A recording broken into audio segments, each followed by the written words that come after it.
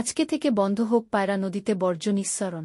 পানি দূষণ বন্ধ করতে হবে এবং পৌরসভার স্থায়ী একটা ডাম্পিং স্টেশন পায়রা নির্ধারণ নদীতে করতে আমতলী পৌর শহরের বর্জ্য নিঃসরণ বন্ধের দাবিতে মানববন্ধন ও প্রতীকী পরিচ্ছন্ন কর্মসূচি করেছে পরিবেশ সংগঠন ধরিত্রী রক্ষায় আমরা ধরা।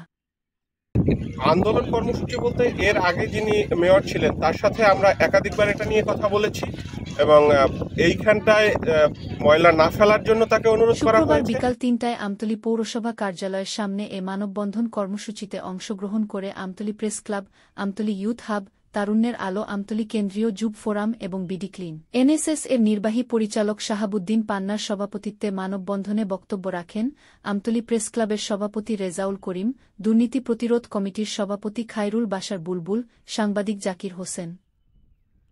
ধন্যবাদ। আমি একজন সাংবাদিক হিসেবে বলবো যে এইখানে বর্জ্যগুলো ফেলা হচ্ছে এই পায়রা নদীর তীরে, এটি নদী দূষিত হচ্ছে।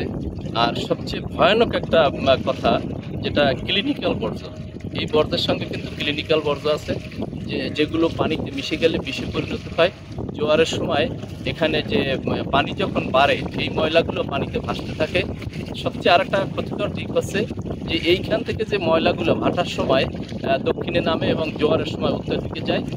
মানুষ নদীর তীরবর্তী নদীর তীরবর্তী যে সকল মানুষ বসবাস করে তারা কিন্তু এই পানি রান্নাবান্না গোসলে ব্যবহার করে এবং তাদের ভিতরে চর্মরোগ সহ নানা ধরনের রোগ জীবনে ছড়িয়ে পড়ছে এবং রোগ দেখা দিয়েছে। আমরা এই বিষয়ে পত্রপত্রিকায় বিভিন্নভাবে লেখালেখি করেছি এবং বর্তমানে যিনি প্রশাসক রয়েছেন তিনি আমাদের আশ্বাস দিয়েছেন তিনি স্থায়ীভাবে একটি ডাম্পিং স্টেশন করবেন।